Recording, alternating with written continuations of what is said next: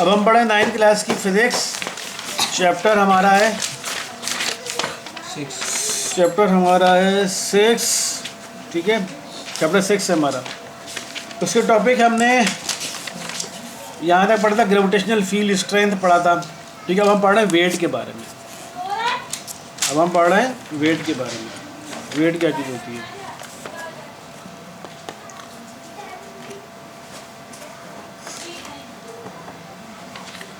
ज़मीन वेट के बारे में पहले भी डिस्कस कर चुके हैं, दोबारा डिस्कस कर रहे हैं हम। वेट अपने टॉपिक को आ गया, वेट का पहले टॉपिक नहीं आया था। वेट क्या होता है? ज़मीन हमें पता है, ज़मीन जो है हर बॉडी को ज़मीन अपनी ग्रेविटेशनल फील्ड की वजह से, जो ज़मीन की ग्रेविटेशनल फील्ड होती है उसकी वजह से हर बॉडी को अपनी तरफ खींच रही होती है, अट्रैक्ट कर रही होती है।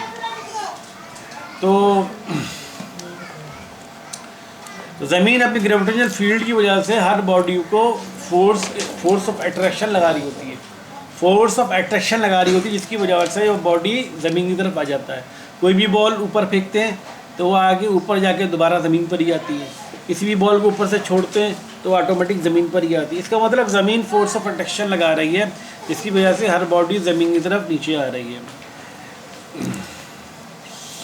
तो ज़मीन जो ग्रेविटेशनल फोर्स लगा रही है, ये ग्रेविटेशनल फोर्स जो है उसका दूसरा नाम है वेट। वेट को डिफाइन क्या करते हैं? वेट को डिफाइन इस तरह करते हैं, the weight of an object is the measurement of the gravitational force acting on the object. हम वेट को इस तरह डिफाइन करते हैं कि वेट जो है, किसी भी बॉडी का वेट क्या होता है, किसी भी बॉडी का वेट हम ये इस तरह डिफाइन करते हैं, किसी बॉडी का वेट जो होता है वो मेजरमेंट है। किसकी मेजरमेंट? वो ज़मीन जो ग्रेविटेशनल फोर्स लगा रही है, वो कितनी ग्रेविटेशनल फोर्स लगा रही है, ज़्यादा ग्रेविटेशनल फोर्स लगा रही है, कम ग्रेविटेशनल फोर्स लगा रही है। ज़मीन जितनी ग्रेविटेशनल फोर्स से जिस बॉडी को अपनी तरफ खींचती है, वो ग्रेविटेशनल फोर्स वो असल में उस बॉडी का ऑब्जेक्ट बन जाता है, उस बॉडी का वेट बन जाता है। ठीक है,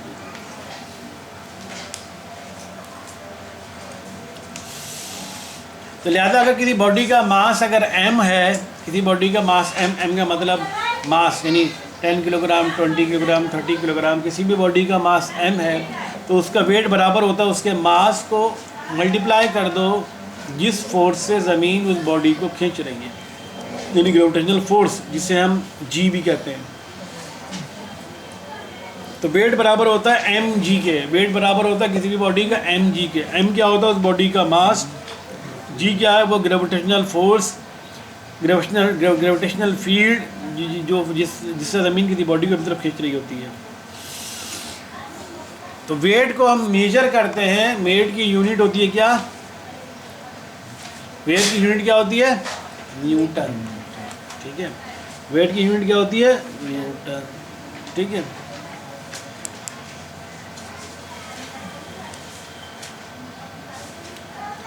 लिहाजा किसी भी बॉडी का वेट मेजर करने के लिए हम जो यूज़ करते, देखिए ये आपने देखा होगा, ये बैलेंस, इस टाइप का बैलेंस भी आपने देखा होगा। ये बैलेंस क्या है? उस बॉडी का वेट बताता है। वेट की यूनिट होती है न्यूटन, और मास की यूनिट क्या होती है? किलोग्राम। जब हम किसी बॉडी का बता रहे होते हैं भाई कितना, जैसे हम आमतौर पर कोई चीज़ लेने जाते हैं मार्केट में, 1 किलो चीनी या 1 किलो आटा, तो वो बेसिकली बताता है ना 1 किलोग्राम। किलोग्राम क्या है? उसका मास बता रहा होता, उसका वेट नहीं बता रहा होता, वो उसका मास बता रहा होता। वेट की यूनिट तो न्यूटन होती है। ठीक है ना, तो हम तो किसी बॉडी को बोलते हैं भाई 2 किलोग्राम दे दो कोई भी चीज़। 2 किलोग्राम क्या चीज़ होता है? उसका मास होता है, क्योंकि मास की यूनिट होती है किलोग्राम और वेट की यूनिट होती है न्यूटन। वेट बराबर होता है mass multiply by gravitational field strength G. तो ज़मीन के सरफेस के ऊपर किसी भी बॉडी का वेट जो होता है वो किसके बराबर होगा? उस बॉडी के मास को g से मल्टीप्लाई कर दो। और g हमारे पता है g acceleration due to gravity है, और g की वैल्यू कितनी होती है? 10 होती है। तो मास को अगर तुम 10 से मल्टीप्लाई कर दोगे तो उस बॉडी का वेट आ जाएगा। किसी भी बॉडी के मास को 10 से मल्टीप्लाई करोगे तो वो उस बॉडी का वेट आ जाएगा। अगर किसी बॉडी का मास 15 किलोग्राम है तो उसका वेट कितना होगा? किसी बॉडी का मास अगर 15 किलोग्राम है तो उसका वेट कितना होगा? 150। आगे न्यूटन बताओ, यूनिट बताओ। न्यूटन, ठीक है ना। किसी भी बॉडी का मास अगर 10 किलोग्राम है तो उसका वेट कितना होगा? अब तुम लोग समझ में आ गए, इन लोगों को समझ नहीं आया। किसी भी बॉडी का मास, अब बॉयज में बताओ, किसी भी बॉडी का मास अगर 5 किलोग्राम है तो उसका, किसी भी बॉडी का मास अगर 5 किलोग्राम है तो उसका वेट कितना होगा?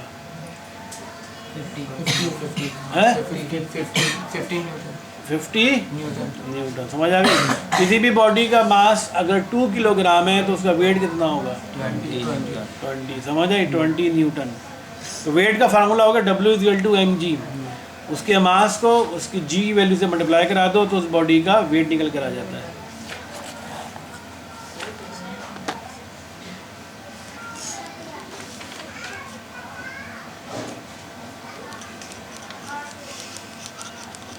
अच्छा, किसी बॉडी का मास अब किस चीज़ पर डिपेंड करेगा?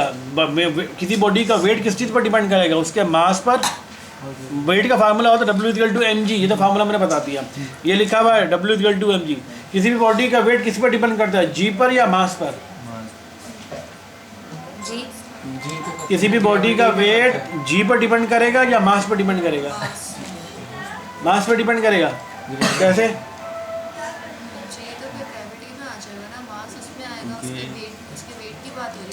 किसी भी बॉडी का वेट, मैं बोलूँगा एक बॉडी का वेट ज़्यादा है तो मतलब क्या चीज़ उसकी ज़्यादा होगी? हम बोलेंगे ओके कि वो जी की वैल्यू ज़्यादा होगी या मास एम की वैल्यू? किसी चीज़ का, हाँ हम लोग बताओ। किसी बॉडी का वेट, भाई बॉडी का वेट कम होगा, एक बॉडी का वेट ज़्यादा होगा। जिस बॉडी का वेट ज़्यादा है तो उसकी जी की वैल्यू में फ़र्क आएगा या मास में फ़र्क आएगा? अगर दोनों एक ही जगह तो फिर मास में, अगर भाई ज़मीन के ऊपर दो बॉडी रखी हुई है, एक का वेट ज़्यादा एक का वेट कम है, तो दोनों बॉडी में क्या चीज़ का फ़र्क है? दोनों को जी का वैल्यू का फ़र्क है या मास का वैल्यू का फ़र्क है? मास का फ़र्क है ना। जी की वैल्यू तो कांस्टेंट होती है 10, जी की वैल्यू तो चेंज ही नहीं होगी। असल तो मास, तो किसी भी बॉडी का मास चेंज कर दोगे तो उसका वेट भी चेंज होता जाएगा। समझ आई? मास कम होगा तो वेट भी कम हो जाएगा, मास ज़्यादा होगा तो वेट भी ज़्यादा होगा। समझ आ गई? तो वेट डिपेंड कर रहा है मास के ऊपर। क्यों? क्योंकि जी की वैल्यू कांस्टेंट है। जी की वैल्यू कितनी है? 10, और वो कांस्टेंट है। तो मास कम ज़्यादा करोगे तो वेट भी कम हो जाएगा, मास ज़्यादा कर दोगे तो वेट भी ज़्यादा हो जाएगा। ठीक है? किसी बॉडी को ज़मीन से दूर लेकर जाया जाए तो उसका वेट कम होगा ज़्यादा होगा? क्यों कम होगा? उसकी ग्रेविटी की वैल्यू जो है कम होगी इस वजह से। हैं? मास कम होगा, जी कम होगा। किसी बॉडी को ज़मीन से बहुत दूर ऊपर तक ले जाया जाए तो जी की वैल्यू कम होगी, मास की वैल्यू कम होगी। हैं? जी की वैल्यू फर्क बताया था ना मैंने। जब भी किसी बॉडी को ज़मीन से दूर लेके जाओगे तो क्या फोर्स ऑफ प्रोटेक्शन कम हो जाएगी ना। जब किसी बॉडी को ज़मीन से दूर लेके जा रहे हो, दूर ले तो फोर्स ऑफ प्रोटेक्शन कम हो जाएगी। ज़मीन से दूर जा रहा था, फोर्स ऑफ प्रोटेक्शन कम है, जी की वैल्यू कम हो जाएगी। जी की वैल्यू लेंगे जो बहुत माइन्यूट से कम होती है लेकिन कम ज़रूर होगी उसकी, यानी ज़मीन से दूर जितनी बॉडी को ले जाओगे तो जी की वैल्यू कम होने की वजह से उसका वेट भी कम हो जाएगा। ठीक है? अब एक एग्जाम्पल देख रहे हैं, न्यूमेरिकल देख रहे हैं। बोल रहा है calculate the weight of the Rumaisa. ये रुमैसा कौन है भाई? मर्द है या औरत है? पता ही नहीं चल रही है। बोला है रुमैसा का वेट निकालो। मुझे नाम से क्या जाहिर हो, किस मुल्क का ये बंदा या बंदी? लड़की है। रुमैसा है ना, तो रुमैसा लड़का है लड़की है? कैसे पता चला रुमैसा? लड़की में नाम होता है रुमैसा? किस में? उर्दू स्पीक में किस में होता है ये? उर्दू में होता है। नहीं मतलब पाकिस्तानियों में या दूसरे में? पाकिस्तानी सुना है नाम, सुना रुमैसा? अच्छा चलो भाई, अब लड़की है भाई। अब लड़की का वेट निकालना है हमको, जिसका उस लड़की का मास है 65 किलोग्राम। ठीक है? 65 किलोग्राम उसका मास है और ज़मीन कितनी वेट फोर्स लगाती है? 10 न्यूटन। 10 लगा रही होती है, 10 न्यूटन पर किलोग्राम। तो हमने डेटा बना लिया, मास दिया 65 किलोग्राम, जी की वैल्यू 10 न्यूटन पर किलोग्राम और डब्ल्यू में निकालना है। तो हमें पता है उस लड़की का वेट निकालना है। तो वेट बराबर होता है mg के। ठीक है ना? वेट बराबर होता है mg के, mg। तो W=n की जगह उसका मास की वैल्यू रखी 65 किलोग्राम, जी की वैल्यू में पता है 10, तो उसका वेट आ गया 650 न्यूटन। मल्टीप्लाई करके 650 न्यूटन। समझ में आ गया? बहुत ईजी तुम्हारी गल है। लिहाजा उस लड़की का वेट हो जाएगा 650 न्यूटन, जबकि उस लड़की का मास होगा 65 किलोग्राम। समझ आ गई बात यहाँ तक? ठीक है? अब मास ऑफ द अर्थ, अब हम देख रहे हैं ज़मीन का मास निकालने जा रहे हैं। ज़मीन का मास कितना होगा? ज़मीन का मास। हम जिस ज़मीन के ऊपर बैठे हैं उस ज़मीन का मास निकालने जा रहे हैं। हम सपोज करते हैं ज़मीन के ऊपर एक बॉल रखी हुई है जिसका मास है m, स्मॉल m। ज़मीन के ऊपर एक बॉल रखी हुई है जिसका मास है स्मॉल m, और ज़मीन का मास को हमने ले लिया कैपिटल M, ME लिखा हुआ है। ME का मतलब मास ऑफ द अर्थ, और G capital G universal gravitational constant हमको पता है, और G स्मॉल g और वो तो भी हमको पता है, और RE radius of the earth. R तो छोटा होता है। हाँ वो R होता है, लेकिन यहाँ पर रेडियस ऑफ द अर्थ लिखा है, ठीक है। बिटवीन द, अब देखो वो रजिस्टर दो, हमें समझाने के लिए करना पड़ेगा रजिस्टर।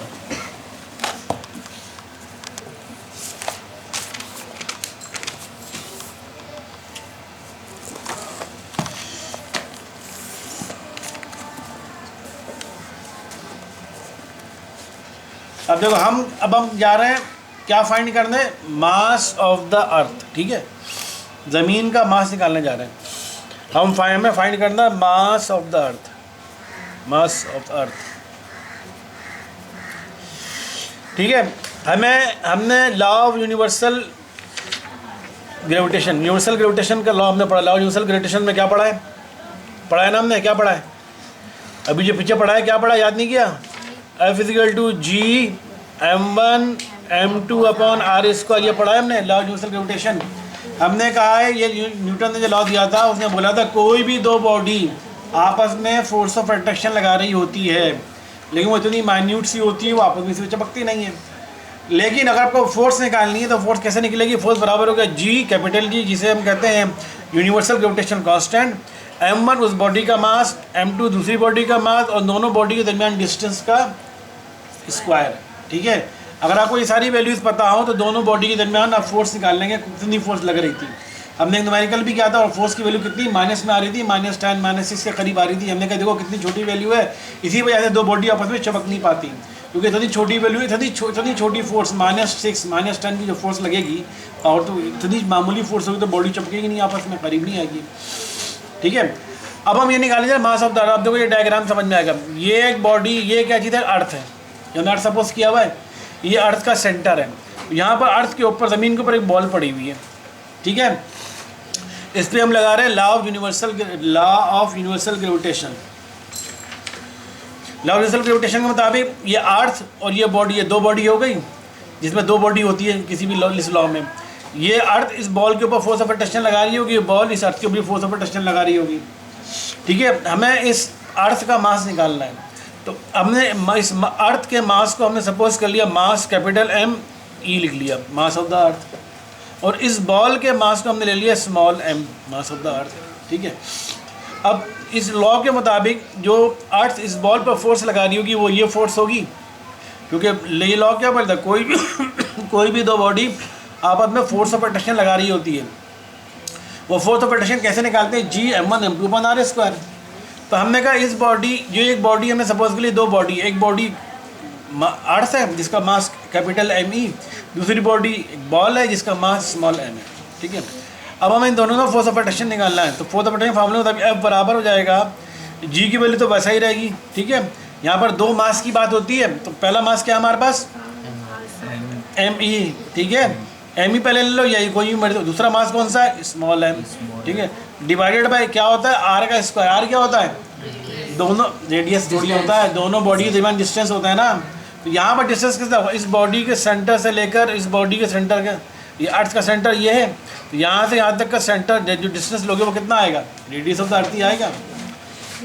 हम किसी दो बॉडी के दरमियान जो डिस्टेंस लेते हैं, हमने बोला था ये R क्या है? दो बॉडी के सेंटर के दरमियान का डिस्टेंस। ये अर्थ है, अर्थ के सेंटर से लेकर इस बॉडी के सेंटर का डिस्टेंस, तो कितना आएगा? रेडियस ऑफ द अर्थ है, यहाँ से यहाँ तक रेडियस ऑफ द अर्थ, तो रेडियस ऑफ द अर्थ रख देंगे यहाँ पर RE, यानी रेडियस ऑफ द अर्थ, उसका स्क्वायर है। हाँ, तो बॉल है तो हाँ, वेरी गुड, यही मैं चल रहा था, अच्छा सवाल पूछा है। तो हमने क्या बोला था? दो बॉडी के सेंटर के दरमियान डिस्टेंस लेते हैं, तो यहाँ पर हमें सिर्फ अर्थ का रेडियस बॉल के सेंटर लेंगे, बॉल के सेंटर से लेकर इस अर्थ के सेंटर का डिस्टेंस लेंगे ना असल में। तो इस बॉल के सेंटर से लेकर, लेकिन बॉल का सेंटर और ज़मीन के दरमियान डिस्टेंस कितना होगा? क्यों नहीं होगा भाई, इतनी बड़ी बॉल इतनी बड़ी ज़मीन पर रखी भी छोटी थी, ये उसका सेंटर यहाँ पर होगा, ये कितना डिस्टेंस है, वो 1 सेंटीमीटर या 2 सेंटीमीटर। कहाँ 2 सेंटीमीटर और कहाँ रेडियस ऑफ द अर्थ, तो कोई कंपैरिजन है? इतनी छोटी वैल्यू ली नहीं जाती। रेडियस ऑफ द अर्थ तो बहुत बड़ा होगा ना, ज़मीन के सेंटर से लेकर ज़मीन तक का डिस्टेंस एक बहुत बड़ा डिस्टेंस होगा ना, वो तो मीटर में आएगा। रेडियस ऑफ द अर्थ एक बहुत बड़ा डिस्टेंस है, लेकिन वो बॉल ज़मीन को यूँ पड़ी हुई है। ये लो एक फुटबॉल भी ले लो, इतनी बड़ी फुटबॉल है, ये ज़मीन पर इतनी बड़ी, इतना ऊंचा साइज़ होगा ना ज़मीन के ऊपर रखी हुई, इतना ज़मीन तो उस बॉल का सेंटर यहाँ पर होगा बीच में, और वहाँ से लेकर यहाँ तक कितना होगा 10 सेंटीमीटर। तो 10 सेंटीमीटर डिस्टेंस हम लेंगे या वो इतना बड़ा डिस्टेंस लेंगे जो ज़मीन के सेंटर से लेकर, 10 सेंटीमीटर की वैल्यू कुछ नहीं है।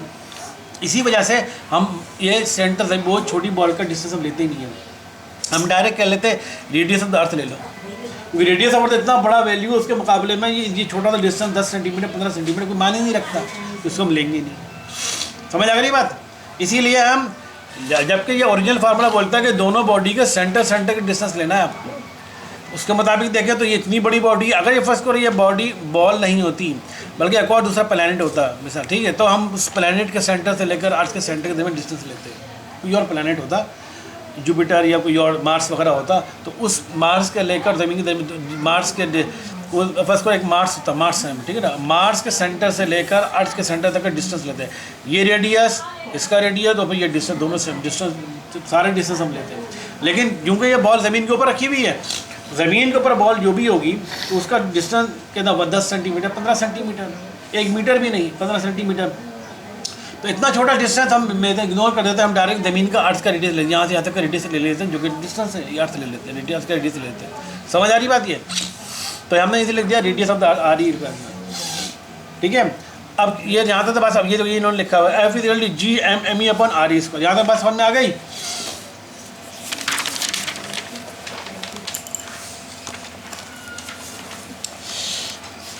अब उसके बाद बोल रहा है हमें पता है कि F जो है, ज़मीन जो है, अभी हमने पढ़ा ज़मीन अर्थ जो है किसी भी बॉडी पर फोर्स तो लगा रही होती है। ये कौन सी फोर्स है? ये फोर्स, ये वाली फोर्स, ये वाली फोर्स कौन सी है? कौन सी फोर्स ऑफ अट्रैक्शन है? जो ज़मीन इस बॉल के ऊपर लगा रही होगी या ये बॉल ज़मीन के ऊपर लगा रही होगी। तो हमने क्या बोला कि ज़मीन किसी भी बॉडी को जिस फोर्स से खींचती है वो किसके बराबर होती है? उस बॉडी के वेट के बराबर। यही बोला ना हमने, ज़मीन ज़्यादा फोर्स लगा रही होगी, बॉल ज़्यादा फोर्स लगा रही होगी। ज़मीन ज़्यादा फोर्स लगा रही है ना, एक बड़ा मैग्नेट है और एक छोटा मैग्नेट है। बड़ा मैग्नेट मूव करता हुआ छोटे की तरफ जाएगा, छोटा मैग्नेट मूव करता बड़े की तरफ जाएगा। छोटा जाएगा ना, फोर्स ऑफ अट्रैक्शन भी बड़े की ज़्यादा होगी, ठीक है ना। तो ज़मीन एक बड़ी बॉडी है, ये बॉल एक छोटी सी बॉडी है, तो ज़मीन की फोर्स ऑफ अट्रैक्शन ज़्यादा होगी, तो हम कहेंगे ज़मीन फोर्स ऑफ अट्रैक्शन से खींच रही है बॉल को। अभी हमने ये पढ़ा, ज़मीन किसी भी बॉडी को जिस फोर्स से खींचती है वो फोर्स किसके बराबर होती है? उस बॉडी के वेट के बराबर होती है।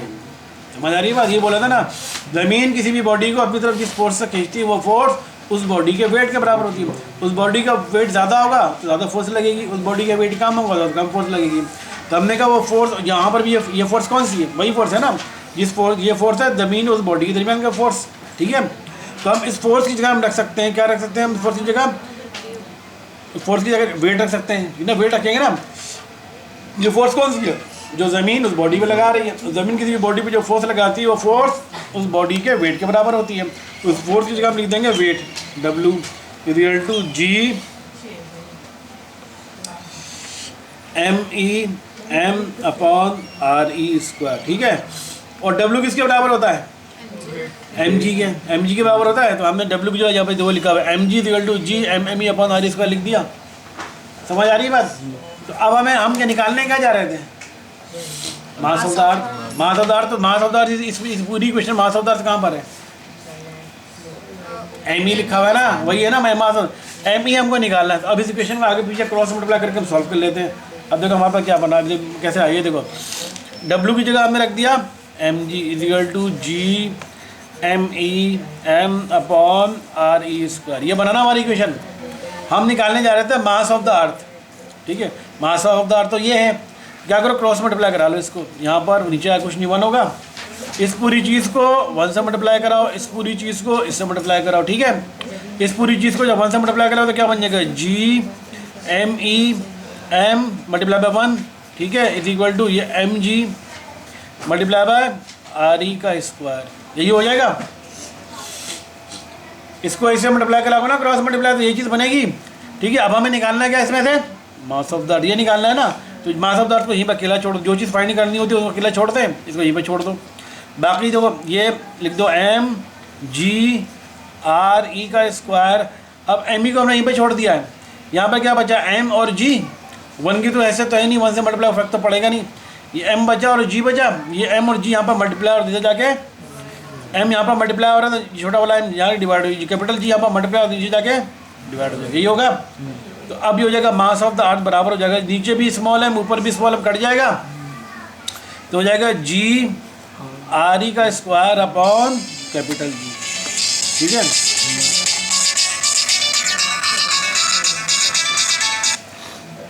तो ये आ गया, देखो हमारे पास मास ऑफ द अर्थ हो गया जी आर ई का स्क्वायर अपॉन कैपिटल जी, आ गया भाई, ये बुक में जो दिया, ये नजर आ रहा था आपको, ये वही चीज़ आ गई जो हमने निकाली है। अब आपको क्या निकालना है, मास ऑफ द अर्थ। तो मास ऑफ द अर्थ को देखो सारी वैल्यूज़ दी हुई है, हमें मास ऑफ द अर्थ निकालना, जी की वैल्यू पता होनी चाहिए, स्मॉल जी की वैल्यू पता होनी चाहिए, आर ई का रेडियस ऑफ द अर्थ पता होना चाहिए, कैपिटल जी की वैल्यू पता होनी चाहिए। ये तो दिया हुआ है, स्मॉल जी की वैल्यू कितनी है, हमें पता है स्मॉल जी की वैल्यू कितनी है 10 न्यूटन पर किलोग्राम।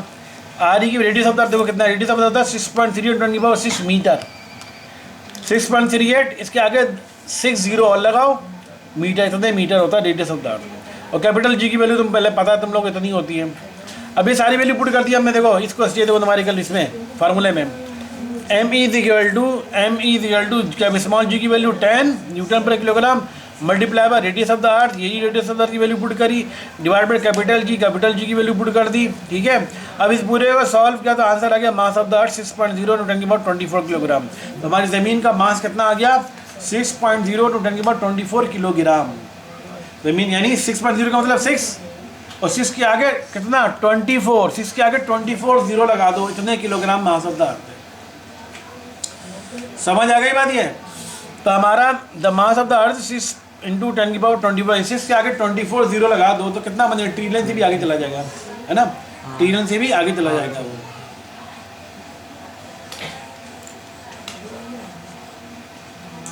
हाँ, ट्रिलियन से भी आगे जाएगा, समझ आएगी। तो ज़मीन का मास कितना है, कितना 6 ट्रिलियन से भी ज़्यादा किलोग्राम ज़मीन का मास निकल कर आएगा। समझ आ गई यहाँ तक बात। इस तरह हमने मास ऑफ द अर्थ निकाल लिया। अब हम एक न्यूमेरिकल देख रहे हैं, ये न्यूमेरिकल देखो, अच्छा बोला है calculate the acceleration due to gravity on the planet that has mass 2 times to the mass of the earth and radius 1.5 times to the radius of the earth. If the acceleration due to gravity on the surface of the earth is इतना 10, calculate the acceleration due to gravity on the planet। अब देखो ज़मीन के ऊपर जब कोई body होती है तो उस पर कौन सी, उस पर जो फोर्स लग रही होती है, जो ग्रेविटी की जो वैल्यू वो होती है 10 न्यूटन पर किलोग्राम। ठीक है, 10 न्यूटन पर किलोग्राम ज़मीन के ऊपर। अच्छा अब ये बोल रहा है कि अभी तुम्हारे के लिए हमारे पास क्या है, तुम्हारे के लिए हमारे पास ये है, तुम्हारे के लिए हमारे पास क्या है, तुम्हारे के लिए मैं बोल रहा है एक बॉडी है, देखो एक बॉडी है,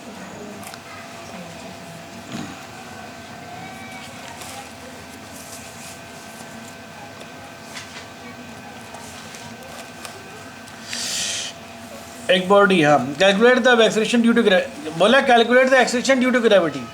अब ये देखो, ये इधर देखो, ये अर्थ है, अब यहाँ से देखो इधर एग्जाम्पल समझ जाएगा, ये अर्थ मैंने बनाई है, इसके ऊपर एक बॉडी है, कोई भी बॉडी है, और एक और दूसरा प्लैनेट है, इसके ऊपर भी एक बॉडी है। ठीक है, इस बॉडी पर अगर मैं बोलूँ calculate acceleration due to gravity, इस बॉडी पर एक्सेलरेशन ड्यू टू ग्रेविटी की वैल्यू क्या निकल कर आएगी, 10 न्यूटन पर किलोग्राम होगी ना। ज़मीन चूँकि ये अर्थ है हमारा, ये मैं लिख दिया ये अर्थ है। ठीक है, ये प्लैनेट है कोई दूसरा, ठीक है, ये मार्स है या जुपिटर है, कोई दूसरा प्लैनेट है। अर्थ के ऊपर जब कोई बॉडी होती है तो उस पर जी की वैल्यू कितनी होती है 10 न्यूटन पर किलोग्राम, ये होती है ना 10 जी की वैल्यू। ठीक है, लेकिन अगर यही वाली बॉडी अगर प्लैनेट पर चली जाए तो इसकी यहाँ पर जो एक्सेलरेशन ड्यू टू ग्रेविटी वो 10 होती है। ठीक है, लेकिन यही बॉडी को बोला दूसरे प्लैनेट पर डाल दो। अब बोलो ये वाला प्लैनेट इस बॉडी पर कितनी फोर्स की जी की वैल्यू इस पर यहाँ पर क्या आएगी इसकी, ये हमें निकालना है। एक प्लैनेट एक बॉडी ज़मीन के ऊपर मौजूद है,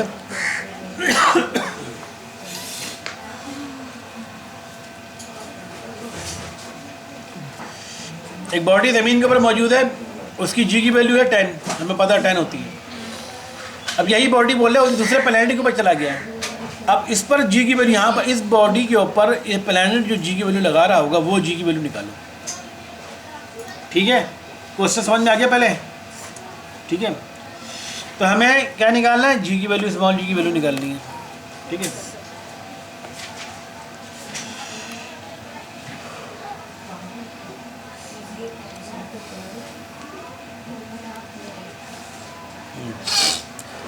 अब देखो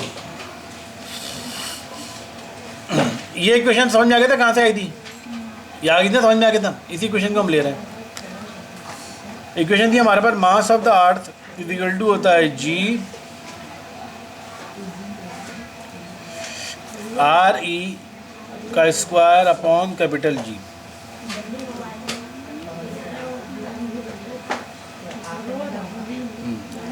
ठीक है, ये क्वेश्चन जो है, ये क्वेश्चन यहाँ से आई है। अब हमें क्या फाइंड करना है? स्मॉल जी की वैल्यू फाइंड करनी है। एक बॉडी है जो ज़मीन के ऊपर मौजूद है, तो उसकी स्मॉल जी की वैल्यू 10 होती है, हमें पता है। बोला ये बॉडी को हमने किसी दूसरे प्लैनेट के ऊपर भेज दिया है। ठीक है, इस प्लैनेट के ऊपर इस जी की वैल्यू क्या होगी, स्मॉल जी की वैल्यू क्या होगी? हमें ये क्वेश्चन निकली M E G R square upon G. ये क्वेश्चन अभी हमने देखी थी, हम कहाँ से निकल कर आई, हमने तो सॉल्व करके निकल गया था। अब इस इक्वेशन के मुताबिक इस जी की वैल्यू, अगर मैं अर्थ की बात करूँ, जी की वैल्यू मैं 10 पुट करूँगा, रेडियस ऑफ द अर्थ में radius of the earth put करूँगा, कैपिटल जी की वैल्यू हमें पता है, मास ऑफ द अर्थ हमें वैल्यू पता है, हमें जी निकालनी है। तो जी की वैल्यू अगर मैं यहाँ से निकालूँ तो कैसे निकालेंगे? क्रॉस मल्टीप्लाई करा दूँ इसको दोबारा, जी फाइंड करना है ना। जी कैसे फाइंड करेंगे? क्रॉस मल्टीप्लाई करा दूँ, जी आर ई स्क्वायर को 1 से मल्टीप्लाई कराओ, G R E square multiply by 1 is equal to M E को जी से मल्टीप्लाई कराओ, एम ई को जी से मल्टीप्लाई करो। ठीक है, अब स्मॉल जी निकालना था। स्मॉल जी बराबर हो जाएगा जी एम ई, ये यहीं पर आएगा, आर ई स्क्वायर मल्टीप्लाई और नीचे जाएगा आर ई स्क्वायर डिवाइड हो जाएगा। अगर मैं कैपिटल जी की हमको वैल्यू पता है, मास ऑफ द अर्थ हमने भी निकाला जो कि 624 किलोग्राम आ रही थी, R E radius of the अर्थ हमको पता है, वैल्यू पुट कर स्मॉल जी की वैल्यू निकल कर आ जाएगी। तो स्मॉल जी की वैल्यू अर्थ के ऊपर क्या निकल कर आ गई, हम वैल्यू पुट करें तो 10 निकल कर आएगी ना। लेकिन हमें इस प्लैनेट पे निकालना है। ठीक है, इस प्लैनेट पे निकालना है, इस प्लैनेट के लिए फार्मूला यही इस्तेमाल होगा। तो वहाँ पे क्या करेंगे, जी की वैल्यू जी लेंगे, क्योंकि जी क्या है, यूनिवर्सल कांस्टेंट है ना। तो यहाँ पर क्या मास ऑफ द अर्थ ले रहे, तो यहाँ पर इस प्लैनेट का मास लेंगे, mass of this planet, mass of this planet का मास डिवाइड बाय, यहाँ पर रेडियस ऑफ द अर्थ ले रहे थे, यहाँ पर इस रेडियस ऑफ द प्लैनेट लेंगे, रेडियस ऑफ दिस प्लैनेट। ये करेंगे, समझ आ रहा है ना? ये बहुत इजी न्यूमेरिकल लगी, इन्होंने किया हुआ है, देखो।